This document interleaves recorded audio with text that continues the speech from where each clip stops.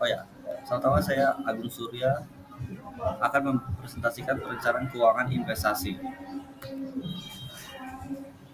Yang pertama itu ada konsep perencanaan keuangan investasi, merupakan sistematis untuk mengalokasikan dana ke dalam instrumen atau proyek yang dapat memberikan keuntungan di masa depan. Tujuan utamanya itu menumbuhkan kekayaan, memenuhi kebutuhan keuangan masa depan, dan mencapai kebebasan finansial.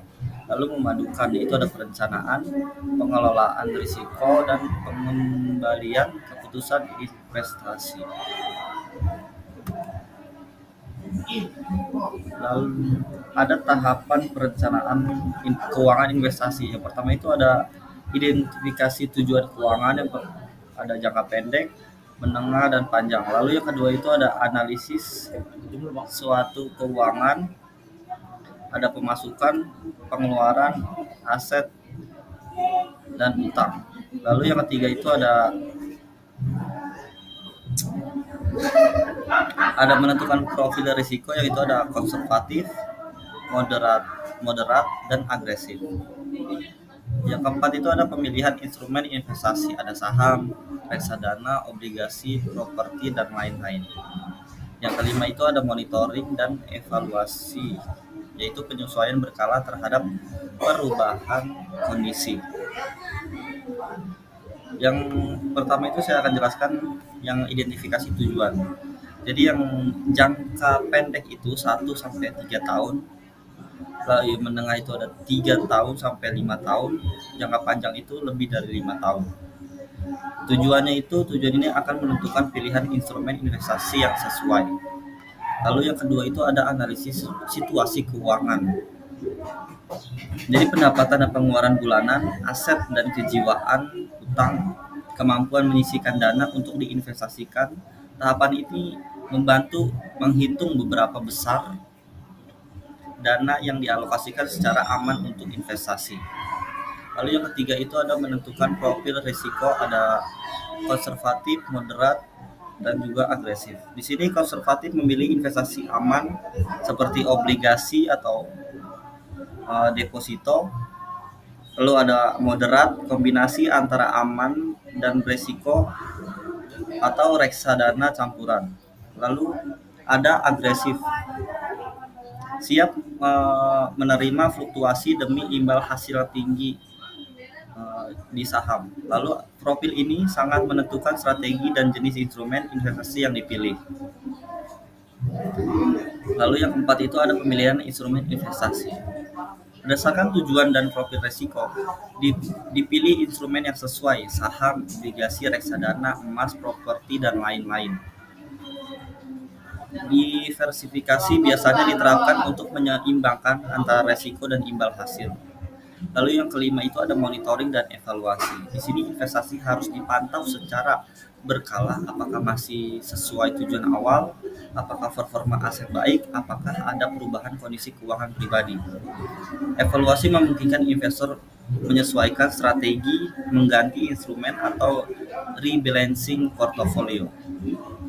Jadi tahapan perencanaan ini bertujuan agar investasi dilakukan secara sadar, terukur, dan sesuai dengan kebutuhan serta kapasitas keuangan setiap individu atau organisasi. Lalu slide keempat selanjutnya ada strategi investasi oleh organisasi.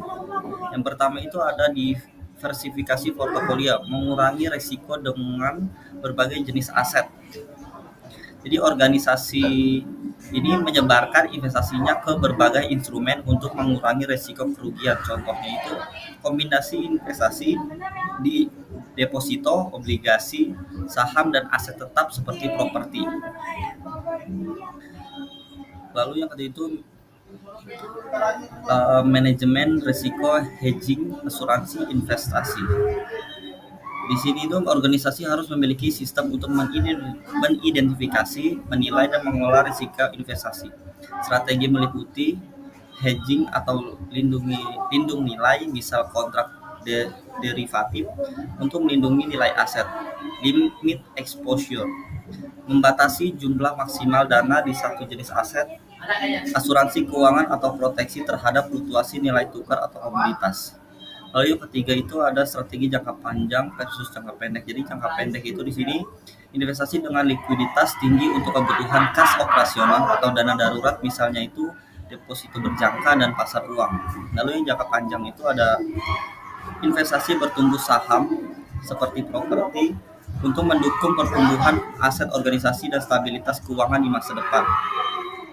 Organisasi memilih strategi ini berdasarkan rencana bisnis, proyeksi arus kas, dan siklus operasional.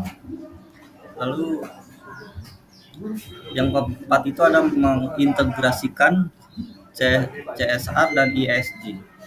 Investasi berbasis keberlanjutan untuk reputasi dan nilai tambah jangka panjang. Ya, di sini tuh ada tren global menunjukkan organisasi semakin mempertimbangkan investasi pada proyek atau perusahaan yang memiliki dampak sosial dan lingkungan yang positif. Manfaat itu ada meningkatkan reputasi organisasi, lalu menarik investor atau donatur yang berorientasi berkelanjutan, mengurangi risiko jangka panjang dari proyek yang tidak etis atau tidak ramah lingkungan. Lalu itu ada cara mengukur perencanaan keuangan investasi. Yang pertama itu return of investment. Itu mengukur efisiensi dan profitabilitas investasi. Di sini itu definisinya itu presentasi keuangan untuk dihasilkan dibandingkan jumlah modal yang diinvestasikan. Lalu yang kedua itu ada net present value atau NPV dan internal rate of return. Menilai nilai proyek atau investasi jangka panjang. NPV di sini mengukur nilai sekarang dari arus kas masa depan yang dihasilkan investasi dikurangi dengan biaya awal. Digunakan untuk membandingkan kelayakan beberapa proyek atau investasi. Umumnya digunakan untuk investasi proyek jangka panjang seperti investasi infrastruktur, teknologi, dan atau ekspansi bisnis. Lalu yang ketiga itu ada rasio likuiditas dan resiko. Ada menilai kemampuan penyesuaian terhadap fluktuasi pasar. Likuiditas seberapa cepat investasi bisa dicairkan tanpa kehilangan nilai. Contohnya itu reksadana pasar uang lebih liquid daripada properti. Resikonya itu dilihat dari volatilitas, deviasi standar, dan potensi kerugian. Evaluasi ini penting agar portofolio tetap sesuai dengan profil resiko yang ditetapkan di awal. Lalu yang keempat itu ada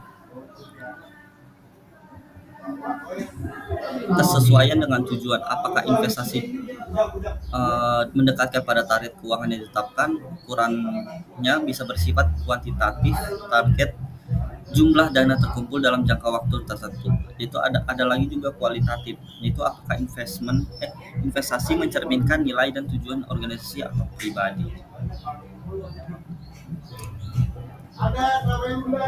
Pandangan hasil penelitian yaitu ada literasi keuangan berpengaruh signifikan terhadap efektivitas perencanaan investasi.